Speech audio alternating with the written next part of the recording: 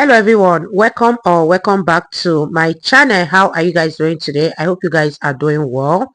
So this video is titled Trump agrees with Thomas Sowell, abolish the Department of Education. You guys, I'm excited for this, and without much ado, let's see what Thomas Sowell has for us in this video. School prayer is banned, but drag shows are allowed to permeate the whole place. It's okay.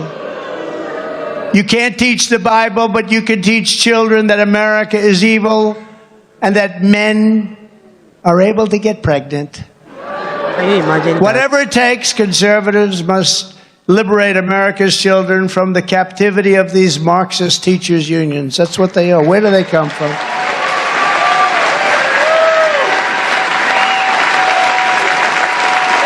Yeah, where do they come from? We need to defend parents' rights. I totally agree with Donald Trump on this. What do you guys think? Think of this.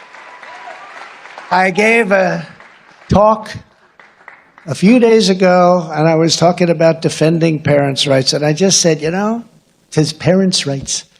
I said, can you imagine we are going to defend parents' rights. Did you ever think 10 years ago, 5 years ago, that we would be fighting for parents' rights? What's more basic than parents' rights, especially parents' rights over their children? We're trying to defend parents' rights. It's so crazy. Across the country, we need to implement strict prohibitions on teaching inappropriate racial, sexual, and political material to America's school children in any form whatsoever. And if federal bureaucrats are going to push this radicalism, we should abolish the Department of Education.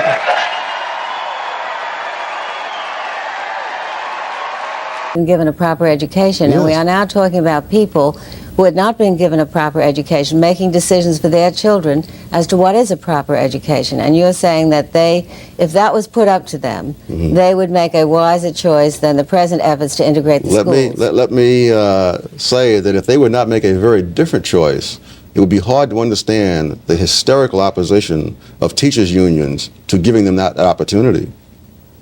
Well, I have no comment on that, but I would like to know how Bill feels about improving educational opportunity. I believe with Dr. Sowell that the voucher system obviously encourages parents to use the same kind of selectivity that's available to parents who have enough money to send their children to private schools, and that to give a versatility of choice, a flexibility of choice to parents of poor children, the same versatility that is given to parents of wealthier children is obviously desirable. And you think that their ability to make the decision is equal? No, but I think it may be equal, it may be less equal, it may be more equal.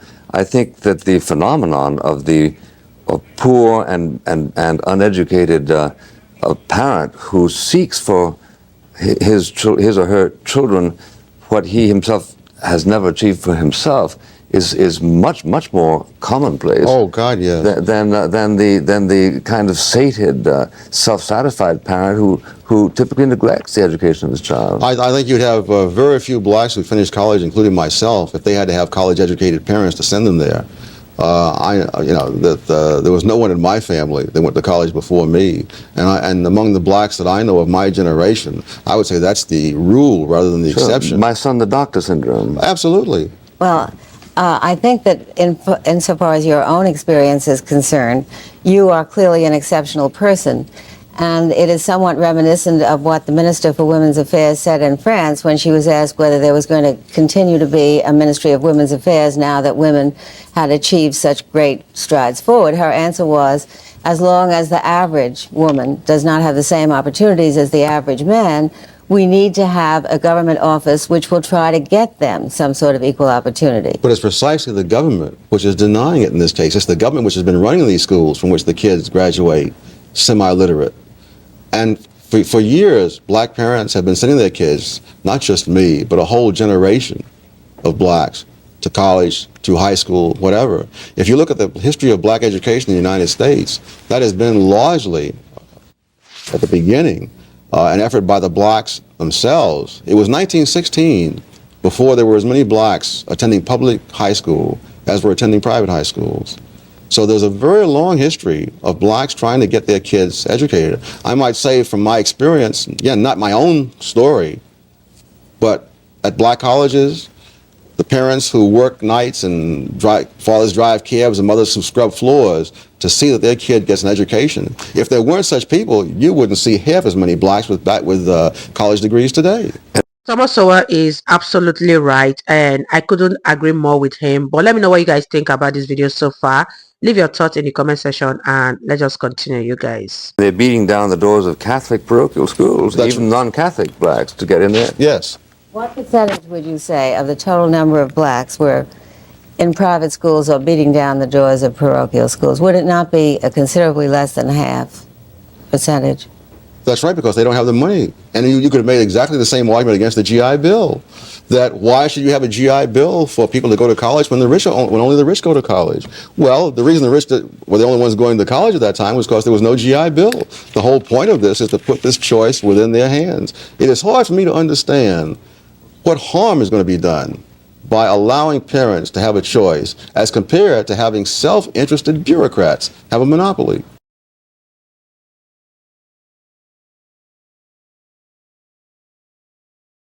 The American education system, I think from top to bottom, including colleges, as being in terrible shape. They are. And why is that?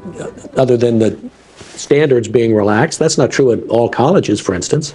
I don't think. Oh, you can graduate. You can graduate probably from any college in the Ivy League, or Stanford for that matter. I haven't checked the requirements, but I suspect you can graduate without having taken a single course in math, in economics, in history, or in any hard science. I think Brooke Shields created a sensation with things that she hadn't studied when she got her degree from Princeton.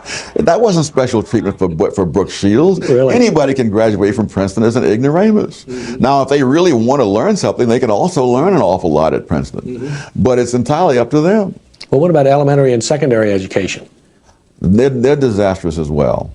One of the biggest problems is one that doesn't get talked about, but which is really at the heart of it all.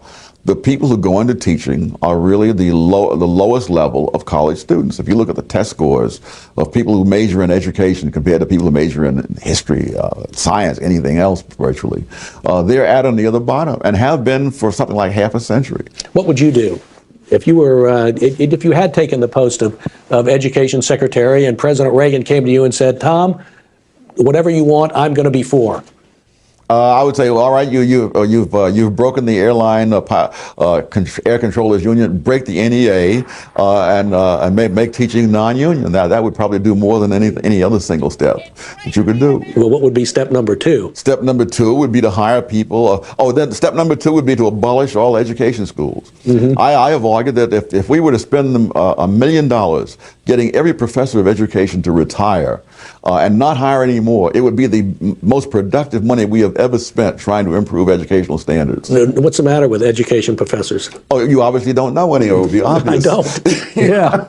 Oh, the stuff is unbelievably childish. I get emails from time to time from people who are in education schools saying, I can't believe the drivel they're teaching us here. And should I complain to the dean? And so I said, no, don't complain to the dean. What you're getting is the norm in schools of education. It's one of the reasons the schools are so bad. But see, the people in schools of education pay no price for miseducating students. It is not society that is forcing these people to do this. These people have been looking for ways of evading academic work for generations. Who is they when the you say teachers, the administrators? They love anything that is non-academic. There have been studies done of kids in schools and departments of education. They love anything that's non-academic when you get into role playing and all this kind of thing. And I think it's perfectly understandable. You get the dregs of the academic world becoming teachers. You have education courses that repel able students from ever studying the subject. And so you've cut them off at the pass. Anyone who has any ability does not want to take these ridiculous courses in college. And of the few who are hardy souls who go on and take it and suffer through them and become teachers, those with high ability are the first ones to drop out. And so within a very few years out of the class, you have the bottom half of the class now has tenure and the top half is going somewhere else. Well, the phrase is dumbing down. What's so ironic is the school is failing so miserably in what they're paid to do that they should take on this role of being social philosophers. A lot of these programs are really a substitute for hard work by the teachers. I mean, when I think of the teachers I had, they could not have cared less whether I felt good about myself. They didn't ask me, how did you get to school? Did you walk these 15 blocks from home? Or did you have money for the trolley? They couldn't have cared less. They wanted to make sure I had better have my homework when I got there, and it had better be right. The great problem with education throughout is that people are not accountable. They can run those schools to indulge themselves, whether for whatever fad they like, for whatever way they like to teach, and that goes all the way through to the colleges. Teachers have been a very organized group since the 1960s, and the National Education Association is all in favor of these crazy things that have been criticized here this morning by me and by others, so that they have, and in fact, that's what choice is all about. Is it about putting the parents and the taxpayers and the general public in charge and not allowing these little groups to create their own little fiefdoms where they do what they please regardless of what the rest of us think? You guys, that was such an interesting video, and I totally agree with both Donald Trump and Thomas Sowell.